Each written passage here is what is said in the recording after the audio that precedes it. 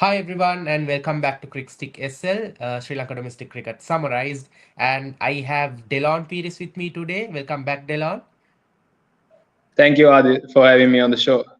Yeah, and this will be our last episode covering the 2024-2025 Sri Lanka domestic cricket season, the last video of the 3-day league tournament. And so far in this series of videos, we covered all the league games. And today we are going to cover what happened in the final, and of course we are going to bring you the team of the tournament as promised in the previous video. So, to take you all through this, as I introduced you in the beginning of the show, we have Delon. And Delon, I think after what happened in the final last year, where it was like a just washout, I think we saw some really good cricket this final. Some great batting, great bowling. Even though it didn't produce a result, um, I personally thought it was a good game of cricket. Your thoughts on the final, Dylan? We'll get back to the scorecard once you just have your initial thoughts. Yeah, definitely, Adil. I think both the teams were quite they were quite capable of handling the game throughout 4 days because most of them are in the national circuit, so they are used to playing 5 day cricket as well, and they have the experience of how to handle each situation. And as you said, the scores were brilliant. Everyone stepped up in the final game when it mattered the most. So that's what's required from the big guns when it comes to a final. Yeah, so as you all can see, the scorecard is also shared. So I'll just quickly give a snap of what happened. Bloomfield won the toss and chose to bat first, and the game was played at the R. Premadasa Cricket Stadium. Uh, and as opposed to what the R. Premadasa is known for, like bit slow tracks, but this game produced a lot of runs. Bloomfield batting first scored 508, and the star of the match, man of the final as well, Ron Chandragupta, after having a quiet tournament up until that point, scored a double century for Bloomfield. And then Asita Vandinayake scored 96, missed out on a deserving 100 in the first innings, but he got 200 in the second innings. Hasita Boyagada making a comeback made 52. Lahiru Madhushankar made 55. Captain Nipun Karnanayaka made 37. And I think that's a spell we need to talk about. If you look at the bowling lineup, Lahiru Kumara with 6 wickets. Delon will take you all through that spell. Apart from Lahiru Kumara, Ashane Daniel picked up 2 wickets. And then in reply, NCC scored only 312, falling short of 508 scored by Bloomfield. So Bloomfield won the final on the first inning win. In that run chase, Lahiru Udara scored 100, 145, Kamil Mishara 40, and Kavin Bandara 36. In bowling, Jeffrey Vandersay 4 wickets, Ravindu Fernando 3. And in the second innings, it was just a matter of batting out. And Asita Vandinayaka got to the 100 that he missed in the first innings. Captain Nipun Karnanayaka was also unbeaten on 75. So, Delon, we'll just start with Lahiru Kumara's fiery spell before we talk about Ron Chandragupta's double 100. I think that was one heck of a spell, right? Yes, definitely. When we looked at the scorecards initially, Broomfield was like on the driving seat. They were 200 something for just 1 wicket, and even they were 300 plus.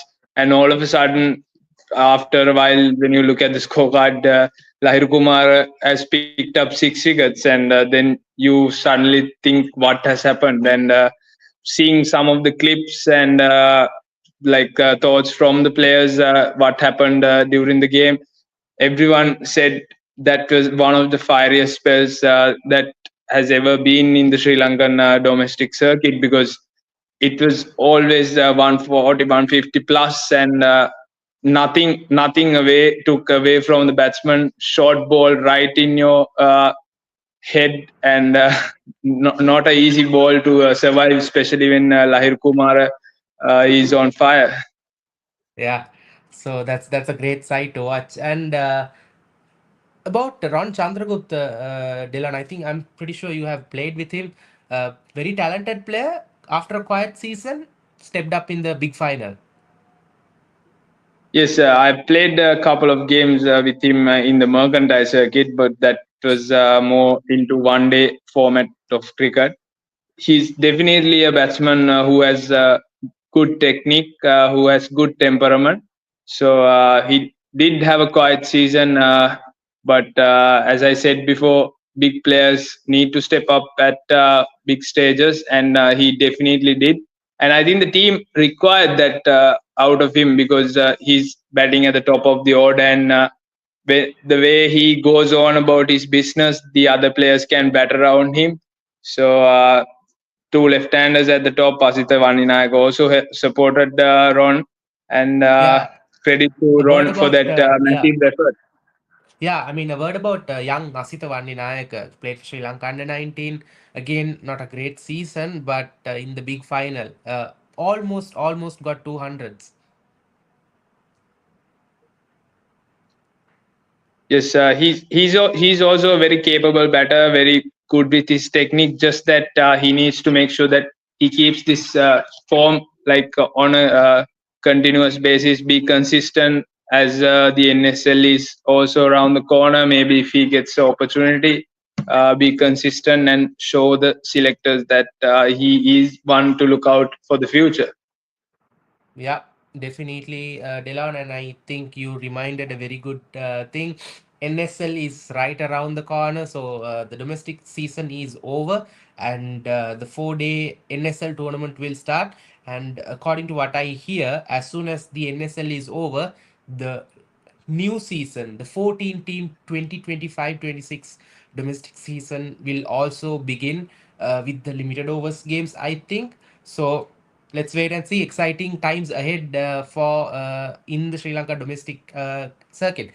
And yeah, so we just covered what happened in the final. So now we have compiled a team of the tournament for you. So we'll start with the openers. Let's go according to the batting order.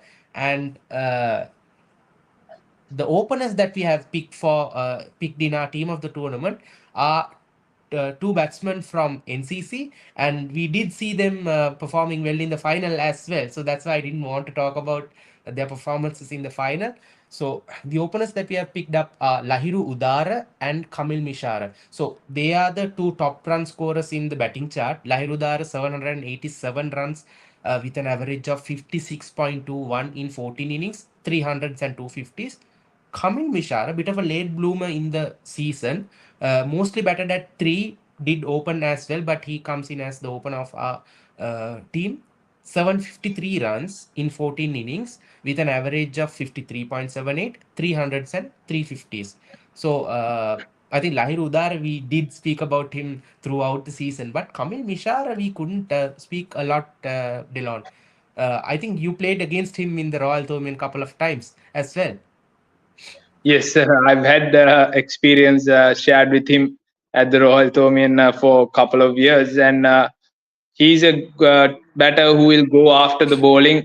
Uh, if he's feeling good and positive, he'll definitely go after the bowling. I actually had a chat with him with at the past Royal Tomian cricketers game, and he said, "Look, I had a bit of a slow start, but now I picked it up." Uh, if I had a good start at the season, I would have had the opportunity to become the best batsman, he said. So, nevertheless, he's at the top of the order for us. Him and Lahiru Udara both play with a good strike rate. And I think we have spoken plenty of Lahiru Udara, and he has shown his talent throughout the years, like past 3 or 4 years. He's always been at the top three run scorers list. Yeah, definitely. And you did mention about Lahiru Dara's strike rate. So his season strike rate stands at 90.14. So that's after 14 innings and scoring 787 runs. So that's like, I don't know, impressive, very, very impressive. And talking about strike rates, there is one other player who has the season strike rate with a 100 plus season strike rate. Actually, two others. One is Lasit Cruzpulle and the other one is Niroshan Dikwella, Lahiru Dara's opening partner. So Lasit Cruzpulli unfortunately misses out from a team of the tournament. So that's just honorary mention. He also has scored 709 runs in 13 innings. So waiting to see how he performs in the NSL. And Niroshan Dikwella misses out because we picked a young wicket keeper for the wicket keeper slot. So let's move on to number 3 and number 4 spots. And these are two uncapped players, not widely known amongst the Sri Lanka, like the general public of people who watch cricket, but they have definitely performed very well in this season. I think we spoke about Roshan Wijenayake. Dylan, you spoke about him in a previous episode. The amount of hard work he puts in. So he has scored 599 runs in just 5 matches, with an average of 85.57, include with 400s. So he had a stellar tournament.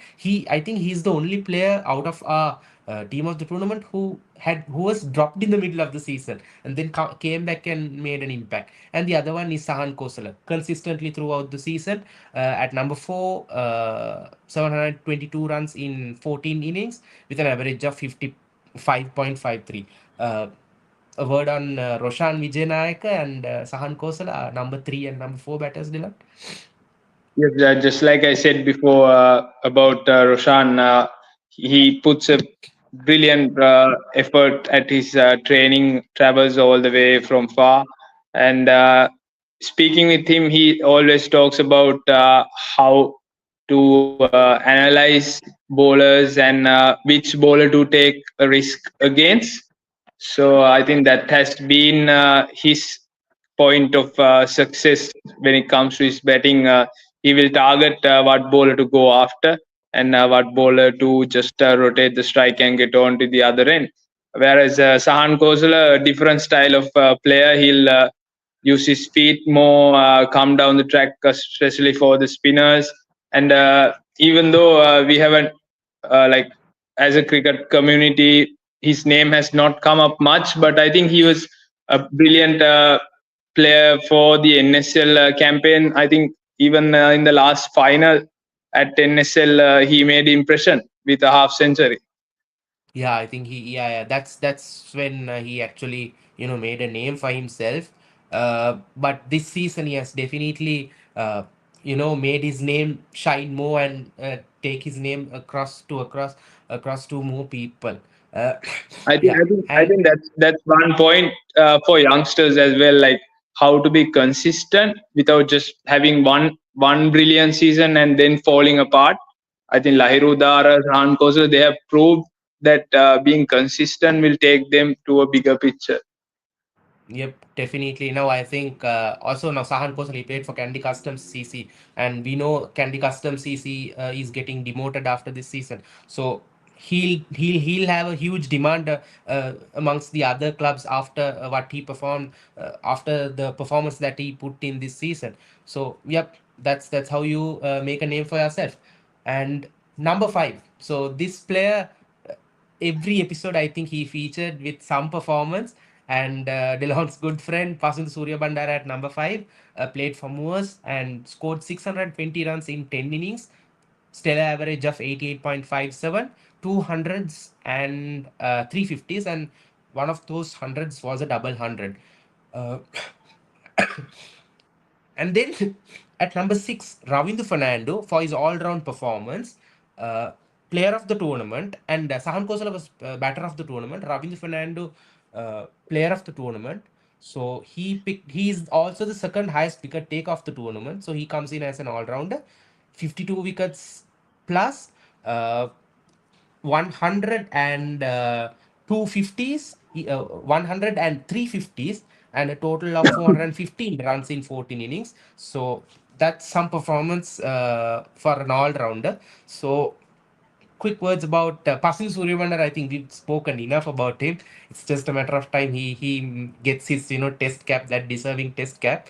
Uh, a word on Ravindu Fernando. I think he is a capped player. He played a T20 for Sri Lanka in the Asian Games, but I don't think a lot know about him and the capabilities he has.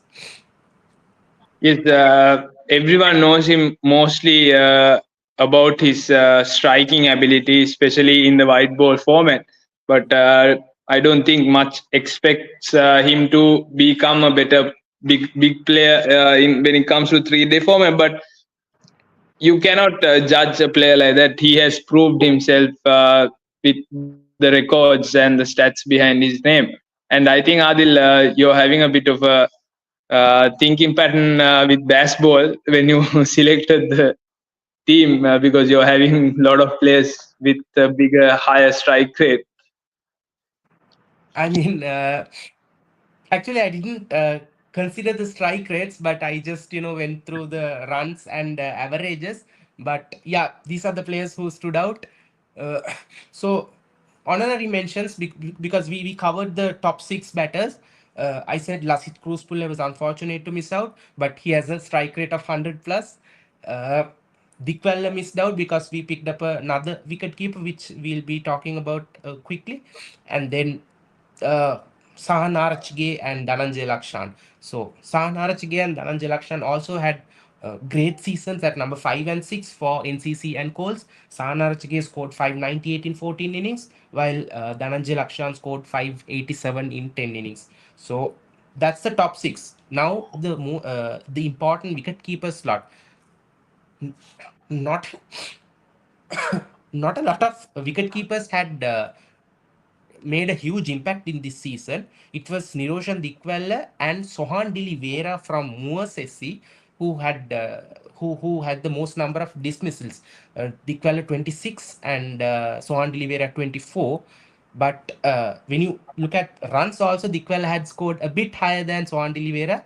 But we decided to go with Sohan De Livera because we just wanted to give him, the youngster, the exposure. And we all know how a good player Dikwella is, and he has proven himself in the tests uh, arena as well. So Sohan De Livera, wicketkeeper of Moors SC, this season, I said he has done 24 dismissals, second highest of the season, and 423 runs in 13 innings, and he mostly batted in the top order, but we slot him at number 7 as the wicketkeeper of our team.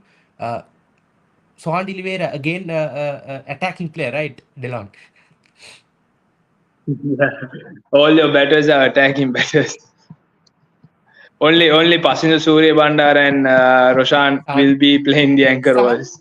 I think Sahan is also a bit of a Sahan, I think he likes to play aggressively, like take on the spinners. okay, From what I have seen, he will okay, give a charge to the bowler.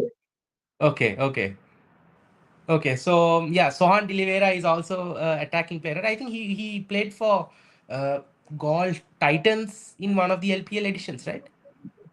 Yeah, and he's especially very good with his sweeps, paddle sweeps, and reverse sweeps when it comes to playing spin. Yep, Sohan De Livera hails from Ambalangoda, another player from the southern part of Sri Lanka. We spoke about Roshan Wijenayake. And yeah, moving on to the bowlers. So we have two spinners and two fast bowlers. Let's start with the two spinners. So picking up the two spinners wasn't that hard actually, because if you just take a look at the most wicket takers chart, it's all spinners. So we just had to pick the top two. Actually, we Ravindu Fernando already features in the squad, so we went in the 11. So we picked up the number one highest wicket taker and the number three. Number one was Dilum Sudeera, 61 wickets for Police SC in 14 innings, and Tharindu Ratnayake, the ambidextrous spinner, 52 wickets in 15 innings. Uh, I mean, do we have anything to say about these two? It has been a stellar season for both of them. Just wickets after wickets. Seven 5 wicket hauls for Dilum, five wicket hauls for Tharindu Ratnayake. If I think if we are to speak about the spinners, especially when it comes to Dilum Sudeera, he's played in the domestic circuit for a while, and you know that the Sri Lankan left arm spinner now is Prabhat Jayasuriya. So within a few years time period, I think Dilum Sudeera will be knocking on the doors, saying, "Look here, I'm available for national circuit as well." So that's a good startup for him with having more than 50 wickets to end off the season and become the best bowler. Going into the NSL, he'll play a big role with the big players. So looking forward to see what he's got behind his back. And speaking of Tharindu Ratnayake, as you said, he can bowl with both of his arms. So he'll be an added advantage to any skipper in the team. Whenever a crucial situation comes, he'll play a big role with off spinners and left arm spinners. And also, he's very capable with the bat as well. He'll also go after the bowling. Yeah, Another player with a big strike rate and has yeah. played a lot of first class cricket as well. Yeah, and also he captained Tamil Union CC this year. Uh, so I think first time leading aside Tharindu Ratnayake, a new experience, but he did really quite well. And talking about Prabhat Jayasuriya's spot, I think that this is a very hot topic. So who after Prabhat Jayasuriya, who will be the next spinner? So we speak about Lasith Tambuldini, who is also part of the squad, and I think before this season, the next spinner knocking on the door was Vanuja Sahan, not Dilum Sudeera. So Vanuja Sahan played all Sri Lanka A games in the last season or two, and I just checked his numbers this season. Not bad numbers. 35 wickets in 15 innings, with one 5 wicket haul and one 10 wicket haul. So yes, less number of 5 wicket hauls, but not a bad season for him. 35 wickets, but he's 12th in the list. So that tells the competition for spinners not easy. Even after a decent season of 35 wickets in 8 games, you still could be behind the rest. So kudos to Dilum Sudeera for like outperforming Manuja Sahan with a margin of 17 wickets. That's a huge margin. So that's the level of competition when it comes to spin bowling in Sri Lanka domestic cricket. So yeah, but Manuja Sahan, tough luck, but I think he still deserves a go, and let's see what happens in the NSL. And let's talk about the fast bowlers. So we picked up uh, like picking fast bowlers is the toughest job when it comes to picking a team of the tournament from Sri Lanka domestic cricket, because you have to dig down, you have to go really down in the most wicket takers list, and the fast bowler with the highest number of wickets in this season was Kurnagala Youth CC's Lahiru Jayaratne, a former Sri Lanka under 19 cricketer. He had picked 24 wickets in 8 games, and he is ranked 24th in the highest wicket takers list. So all 23 bowlers ahead of him are spinners. So Lahiru Jayaratne with 24 wickets, but the other pick who we have picked is Mohamed Dilshad. He's not even close to Lahiru Jayaratne. 33. He's ranked 33, but we picked him purely for his average, where he has picked up 19 wickets in just 5 games with an average of 14.68, and also to bring some left arm variety with the fast ball with the new ball. So Lahiru Jayaratne and Mohamed Dilshad, all both players above 30. Just a quick word on our fast bowlers, Delon. Yeah, Lahiru Udara, speaking of him, he's a player with a lot of experience as well. And I saw him playing the Kurnagala versus Nugegoda game. He didn't give any loose deliveries. He was always on the mark and always bowling a very tight line, wicket to wicket, nothing extraordinary, just making the batsman frustrated and picking up wicket after wicket. That was his weapon behind him, and I haven't seen much of Dilshad, and I think he's good with the new ball. He'll move it into the right hand more, and so as you said, he's picked up for his average with his bowling, which shows that he's a wicket-taking bowler. That's what's required at the top of the bowling chart for us. Yep, definitely, and I think yes, that's what even Roscoe said when we spoke about Dilshad with him. His main weapon is swinging the ball with the new ball, and that's his role for his club. And yeah, so that's about it. Our team of the tournament. So it was Lahiru Udara, Kamil Mishara, Roshan Wijenayake, Sahan Kosala, Pasindu Sooriyabandara, Ravindu Fernando, Sohan De Livera, Dilum Sudeera, Tharindu Ratnayake, Lahiru Jayaratne, and Mohamed Dilshad. So that's a wrap about the 3 day club tournament. Uh, but now, as Delon said in the initial, when we started the program, we have the big tournament coming up, the NSL. So it starts on the 13th of March and it will end on the 30th of April. 5 teams competing against each other, and all games will be played in international venues. Hambantota, Gaul, Dambulla, Kettarama, and the final at SSC. All international venues. So great exposure for the players who did well in the club tournament, and the captains will be Gaul team will be led by Pasindu Sooriyabandara of Moors. Kandy will be led by Sahan Kosala of NCC. Colombo will be led by Charith Asalanka, but Avishka Fernando is his vice captain. But I think if they have any international assignments, they won't be available. So someone else will have to step up. And Jaffna will be led by Janith Liyanagi of Ragama. Dambulla will be led by Dhananjay De Silva of CCC again, a national player. Sometimes won't be available. Vice captain is Nishan Madhushka. Yeah, so those are the 5 captains of the 5 teams. And yeah, any finishing thoughts, Dylan, about the just concluded club tournament and the upcoming NSL? I think there were a lot of what do you call surprises that we had Yeah. during the club season. Some of the most unexpected things did happen, and going into the NSL, I think it's where all the big guns come and meet each other. So it's a big tournament coming ahead, and it's a tournament where a lot of people's careers can have a change in their Yeah. life. So good luck to all the players. You all have done all the hard yards and got yourselves up there. So good luck. Go there, enjoy, and make the most out of that opportunity.